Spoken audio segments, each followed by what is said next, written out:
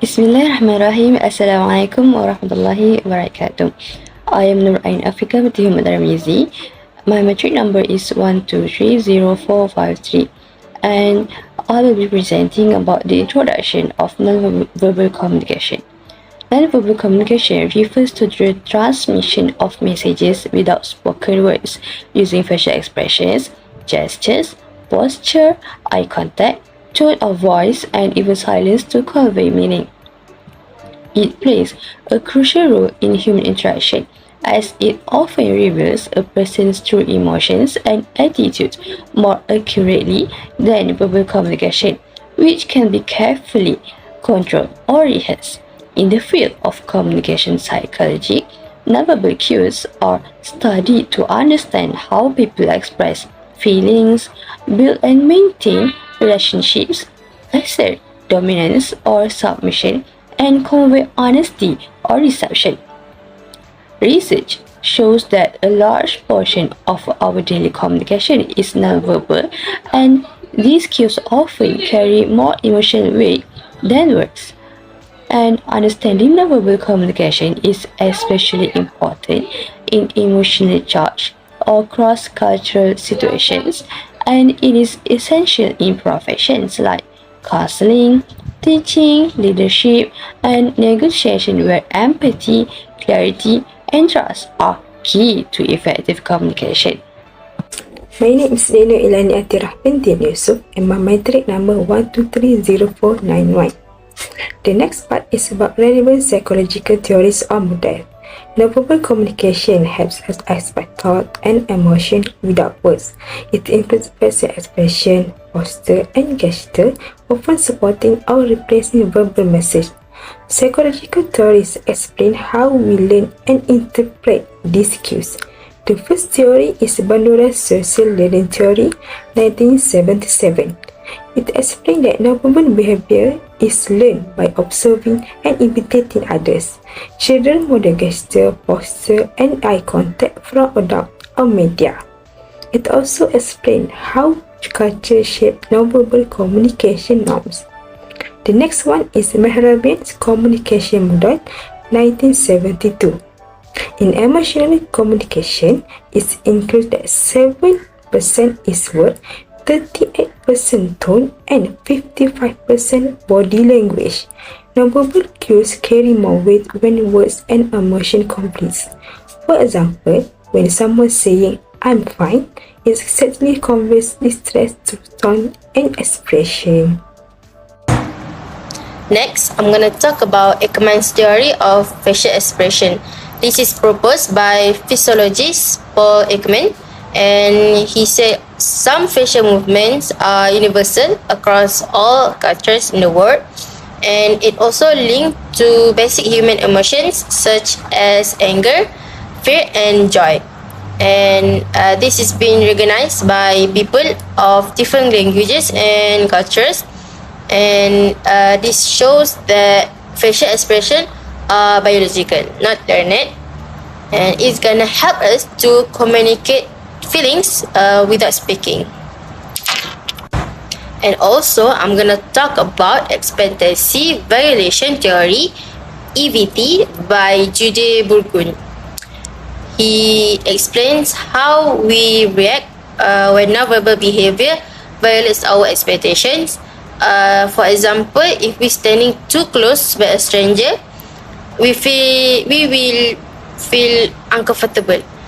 But if we being close to friends, this is acceptable, and we judge violation as positive or negative depending on how our relationship with that person, and the context and culture is show that nonverbal behaviors can impact how we feel and how we respond to someone. Next, I will explain some real-world applications of nonverbal communication in 4 areas of our daily life. First, in the workplace, nonverbal communication is very important during interviews and presentations. For example, confident posture, eye contact, and hand gesture can create a good impression. A strong voice and appropriate body language help us deliver our message more clearly and professionally. Second, in interpersonal relationships, such as friendships or dating, nonverbal cues like smile, eye contact or tone of voice can show care and empathy. Sometimes these silent signals are more powerful than words in building emotional closeness. Third, in cross-cultural communication, gestures can mean different things. For instance, the OK sign is positive in Western countries but can be offensive in others like Brazil. So, we must be culturally aware to avoid misunderstandings. Lastly, in digital communication, nonverbal elements still exist. We use emojis, punctuation, and even our tone in video calls to express feelings. These digital nonverbal cues help us communicate emotions even without being face-to-face. In conclusion, nonverbal communication is everywhere, in real life and online. Understanding it helps us connect better with others and avoid miscommunication. Now, let's move to critical analysis. But before that, let me introduce myself first. My name is NURUL Shakirah binti Mutalib. My metric number is 1230496 and I'm from KBE 1. For this part, we will analyze about the nonverbal communication, the challenge, and also our reflection for this part. So, what is nonverbal communication? Nonverbal communication refers to how we express ourselves without using words. This includes facial expression, body language, tone of voice, and visual cues. What makes it complex is that it often happens subconsciously and is very dependent on the context in which it occurs. However, there are several challenges in interpreting nonverbal communication. For example, a single gesture can carry multiple meanings. A smile might show friendliness, but it could also indicate sarcasm, anxiety, or discomfort depending on the situation. According to Fox in 2021, there's actually no universal dictionary that tells us exactly what each nonverbal cue means. This makes it easy for message to be misinterpreted, especially if we don't consider the context and the relationship between the people communicating. And another big factor is culture. Nonverbal cues don't always mean the same thing everywhere. For instance, in the United States, maintaining eye contact is seen as respectful and show attentiveness. But in some Asian culture, direct eye contact might be considered rude or confrontational. Similarly, pointing with the thumb is polite in Malaysia, but in other places, it might not mean anything at all. This was highlighted by Eden Tuji and Co. in 2012. So, it is important to always be aware of cultural differences to avoid misunderstandings. We also can see nonverbal communication in digital era or in the social media. As today, technology and social media have changed how we use nonverbal communication. We use emoji, GIF, and other digital expression to show our feeling in message or social media posts. Kumari and Gangwar in 2022 explained how this helps us communicate emotion online. However, even this symbol can be misinterpreted because people from different culture might see them differently. Plus, as Anthony Ignacio mentioned in 2024, many people show a positive image online that may not match how they feel in real life. Next, for our personal reflection, through this study, we realized that in the past, we often believe body language was always a reliable way to read someone's feeling. But now, we understand that nonverbal communication or nonverbal cues alone are not enough.